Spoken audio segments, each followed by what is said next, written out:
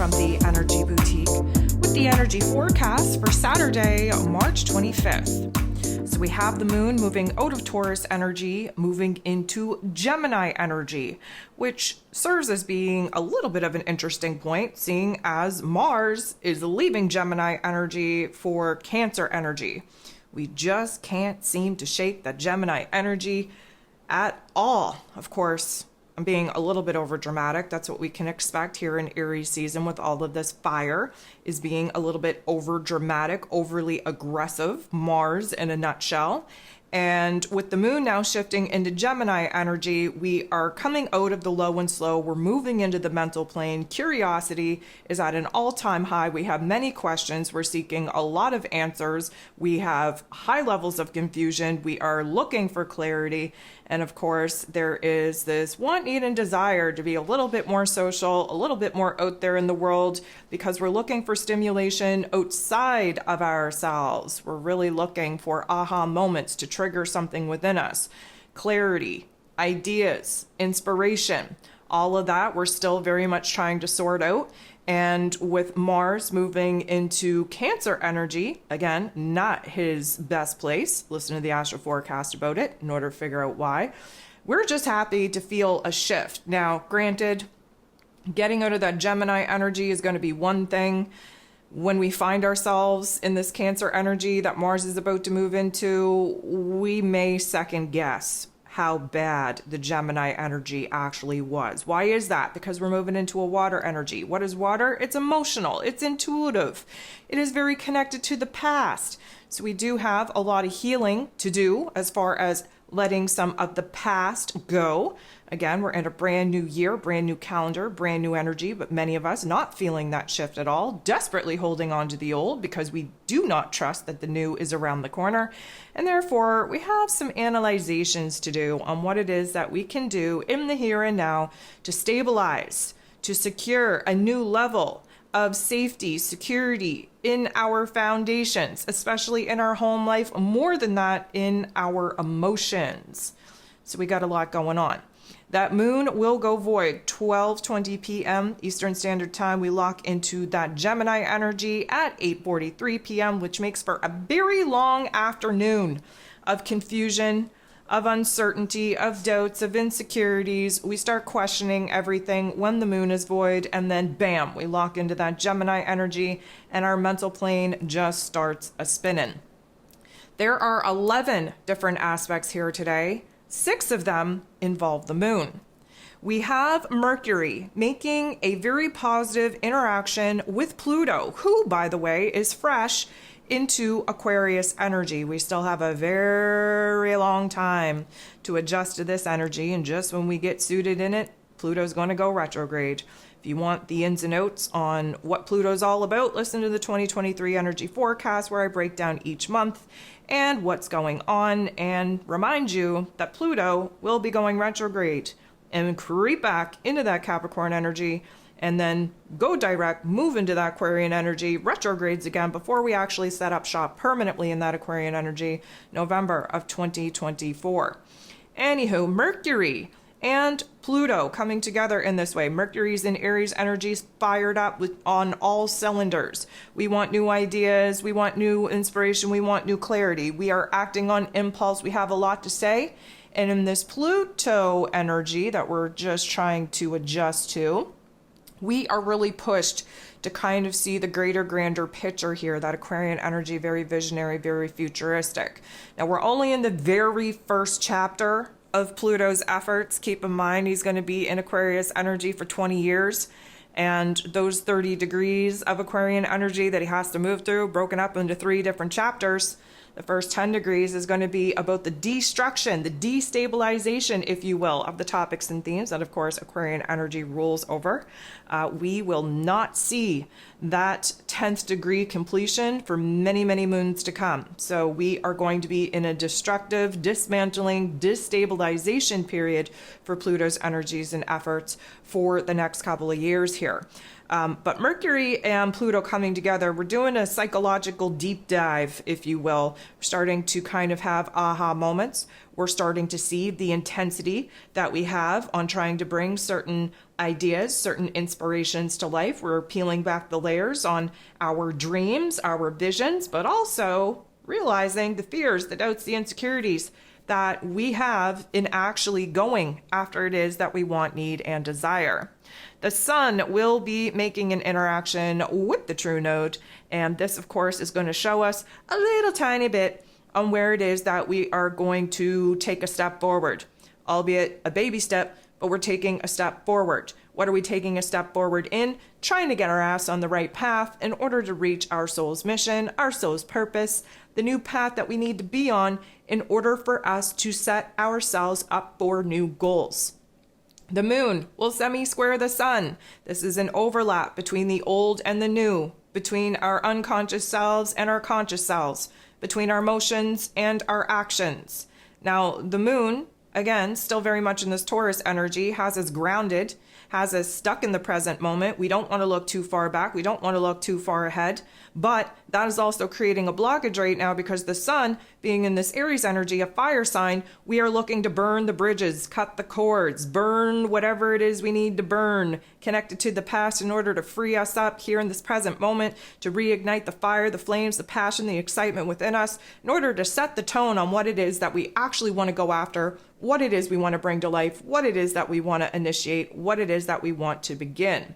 What we'll be left with is the present moment, here, now, recognizing where it is that we're too overly attached to holding on to the old and where it is that we're too eager to cut ties with all of the old in order to start fresh. There is going to be some balancing needed in this particular energy, but of course, with the day that we're currently having, I don't know that balance is going to be such an achievable task. 7:45 a.m. Eastern Standard Time, we have Mars, the god of war, ruling over our physical energy, our drive, our passion, our desires, even our anger, moving into Cancer energy. Again, I'm going to encourage you to go listen to the astro forecast for that event. This is the last major event that we have for March. And I would say that we are all going to feel this shift very, very intensely. It's hard not to feel anything intensely when Mars is involved, but especially because we're moving into the heart space, the realm of emotions from that headspace of Gemini energy, we're definitely going to feel that shift. Now, not very far after, or very long after, I should say, that Mars kind of moves into this Cancer energy, Mars and Pluto are going to come together. And let me just tell you, disclaimer, this isn't going to feel very good. Why? Well, because Mars just dipped his toe into this Cancer energy. We're moody as hell. We're all over the place. We don't have any kind of stability. We're kind of trying to adjust to a very uncomfortable environment here. We have Pluto, which is merely the higher octave of Mars anyways, just dipping his toe into Aquarian energy. We really don't know what this is all about. But what we know is that Mars and Pluto, when they come together, the god of war and the god of the underworld, we're unpacking some things. And those things are pretty concentrated in anxiety, in edginess, in restlessness, in tension, in anger, and in frustration. And boy, have we had a lot of those particular thoughts and emotions really kind of trigger and activate us over the last little bit. Again, may I remind you that this is the toughest week, the busiest week, the most chaotic week in the cosmos, in the busiest and most chaotic month of the year. We're going through it. We're almost done. But Mars being in this new environment and Pluto being in this new environment, coming together in this way, this does not feel good. Okay? It does not feel good. We are going to be challenged in actually being able to manage our thoughts and our emotions, to process some of the heaviness, the weight, the fears, the doubts, the insecurities coming up. And we just aren't even realizing that it's not this present moment that we're frustrated with. It is the past that we've taken action on, that we've made moves on to land us in this particular point. It's basically old circumstances festering up within us, creating this edginess, this tension, this anxiety, this anger. And it can manifest by being irritated as F with everything in your here and now.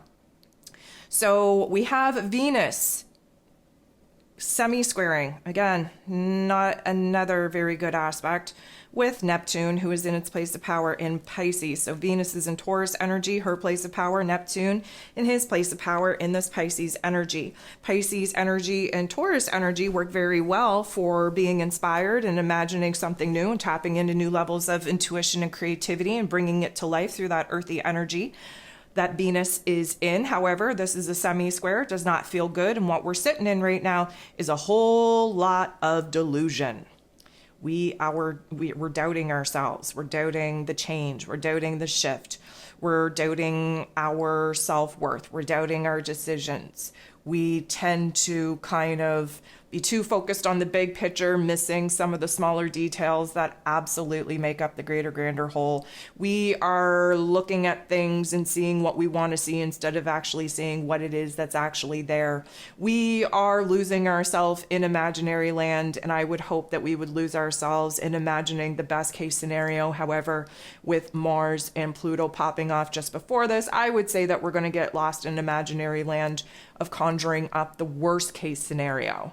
What I would say to you is that we're always looking for balance. The truth, the absolute is somewheres in between those very, very extremes. And I would say that we're not feeling too good about ourselves. We're not feeling happy. We're not feeling lovable. We're not feeling very good about our relationship dynamics. We're not feeling so safe and secure in our own skin, let alone the realm of circumstances that we're in. We're just not comfortable. And, we have a tendency with this Piscean energy that Neptune's in to just kind of bury our head in the sand and, live in la la land until our circumstances kind of get better. The magic here is that the quicker that we tackle and confront these particular uncomfortabilities, tensions, and not so nice thoughts and feelings, the quicker we can resolve them. Now, 12:20 p.m., the moon in Taurus will sextile with Neptune. So this is bringing a little bit of happiness back, a little bit of stability back. We're digging ourselves over that delusional hole.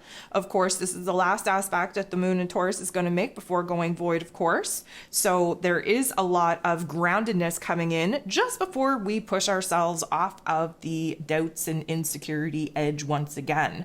Now, this is a very small blip, a small window where we are in alignment with our intuition, where we are calm, where we are realistic, where we are grounded, where we are really listening to the emotions, good, bad, or otherwise, and we are gaining perspective from that.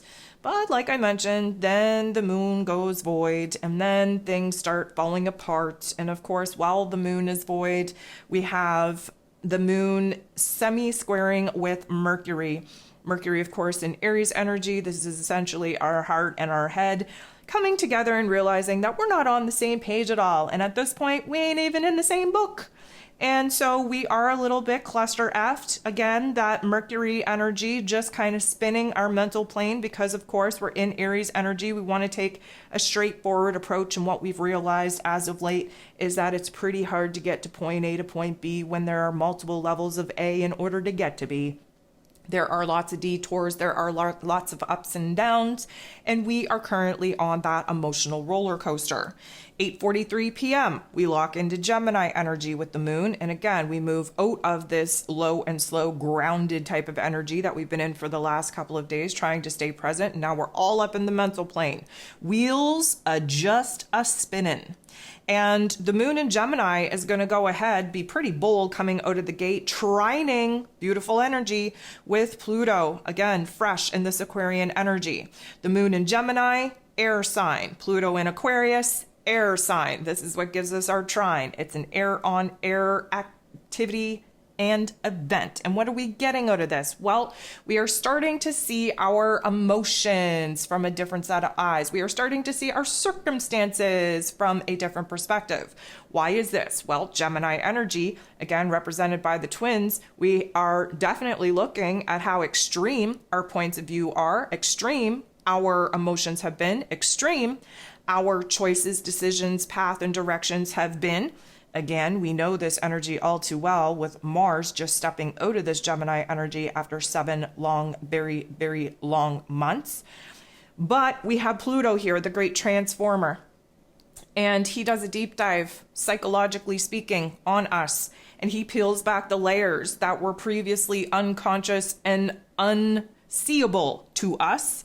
And in this Aquarian energy, we are focused on the big picture. We are acting as the observer. We are very visionary. We are recognizing where it is that we're still working on the, I'm going to say, destination, and therefore not so caught up on the how as far as the journey goes on how it is that we're actually going to get there. There's some very, I'm going to say, triggering in all the good ways, because of course we need to be triggered in order for that to act as a catalyst to push us in the direction of research and exploration.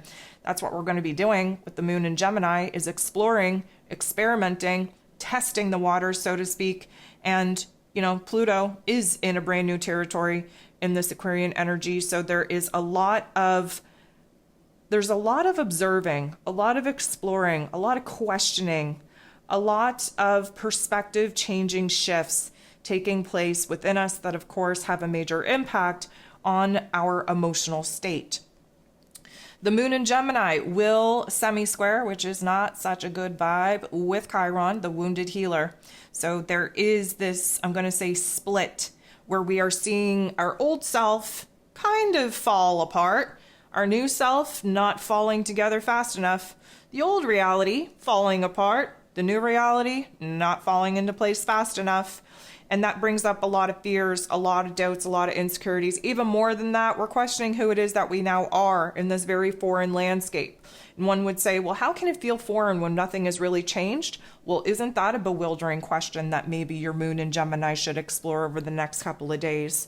The moon goes ahead, bumps into Mars, which is a super interesting aspect. It's not quite the most pleasant one either.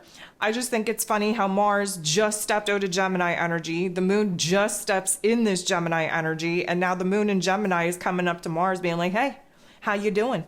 How you doing in your newfound life, in your newfound energy, in your newfound attitude? And guess what? The answer isn't all that great, because Mars isn't very happy in this Cancer energy. So emotionally speaking, we're tapping into frustration, we're tapping into anger, we're tapping into doubts and fears and insecurities, because we have a little bit of an adjustment period to do with Mars and this Cancer energy. And again, Cancer energy, highly emotional, super defensive, highly protective, very unstable. That's our goal here, is to recognize where it is that we're feeling unstable, where our life is unstable. And of course, our energy and efforts with Mars being in Cancer energy is to stabilize it, to provide us with a little bit more safety, a little bit more security, a little bit more stability in life.